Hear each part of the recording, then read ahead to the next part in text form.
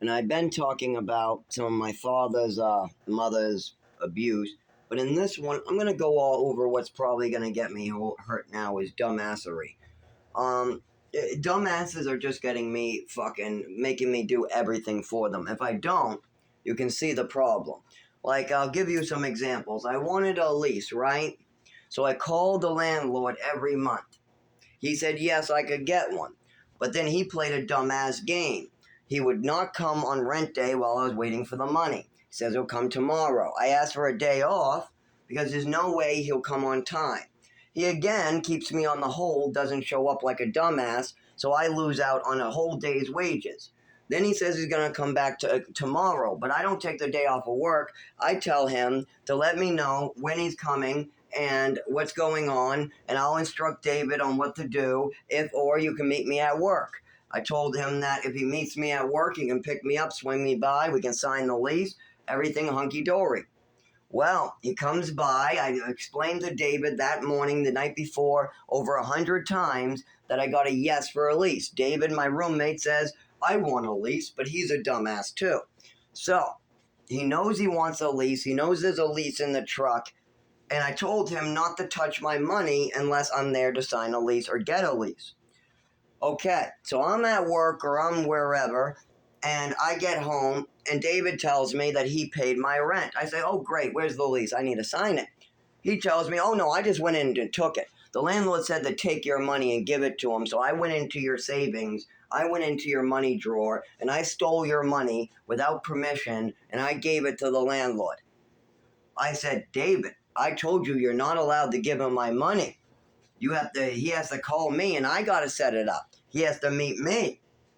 There's no way so did you get the lease at least? He goes, no, I didn't even think about it. So the next month comes by and maintenance comes by. Now the last time we did maintenance, it fucking got fucked up and they made us pay double rent.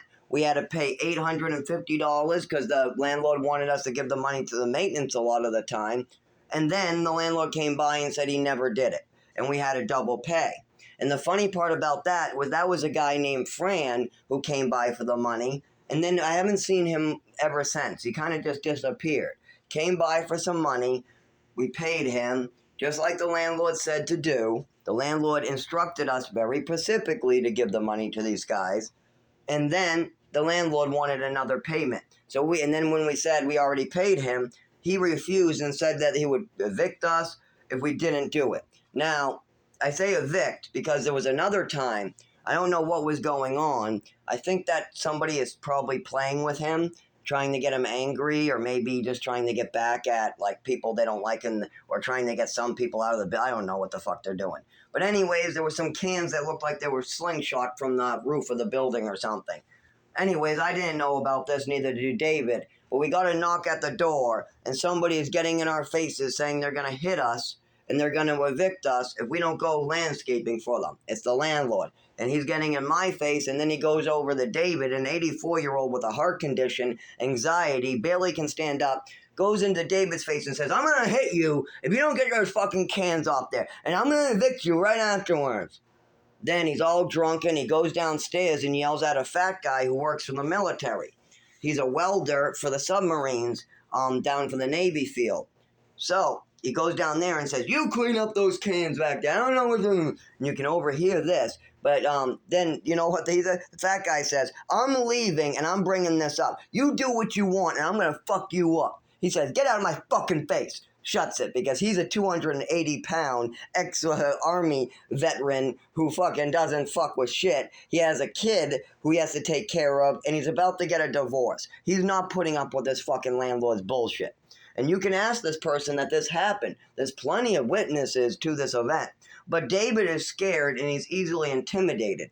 This landlord is using mafia intimidation. He sent Jeremy Munger over to try to kill him and get in his face, and he's taken hats and punched him and did all different types. This has got caught on camera several times. Yes, the landlord and his under-the-table paid maintenance is harassing not only a disabled man, a disabled elderly man, women downstairs, disabled people upstairs, people in other buildings getting put on oxygen tanks, people who are veterans downstairs, just so he can try to make some extra money.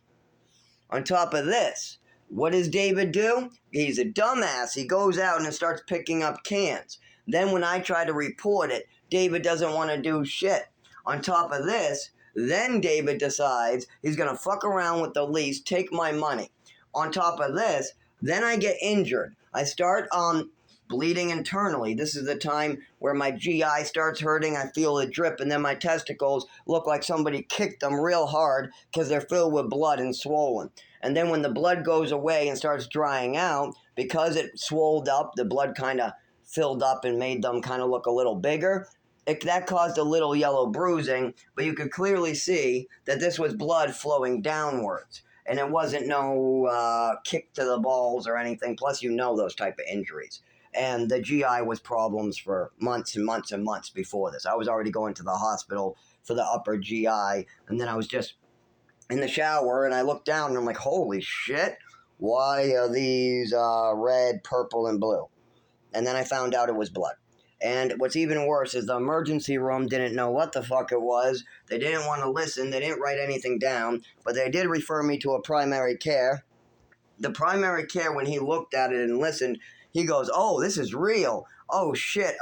You need a urologist and a GI specialist. And also, we're not trained for this type of case. Because why? Because they told you not to listen to me and I'm a fantasy spinner mental kid? You thought that some junky mental kid, homeless kid was going to come in here wanting to flash you or something? No, I have PTSD from hospitals. I get scared. I hate going to the doctors. Unless I'm close to death, I won't go to the doctors. I'll try everything in my power to avoid the doctors. But if I'm having pain for a year to 6 months in my GI, and now my testicles have turned colors that I've never seen before, I haven't whacked them, and I don't know what's going on, and I'm getting a dripping feeling in my inside, kind of like, it's not cold, it's just not normal. It doesn't feel like my normal body temperature, and it's a movement downwards. It's hard to describe. I guess like snot in your nose about the drip. Kind of like that. Anyway, so I have that going on. I get a welfare check. Now we owe $2,000. $1,000 for David's rent, $1,000 for my rent. Because I was out for 6 weeks, we owe just 2 months. And plus there's a fine of $300 to $800. But Christian Charities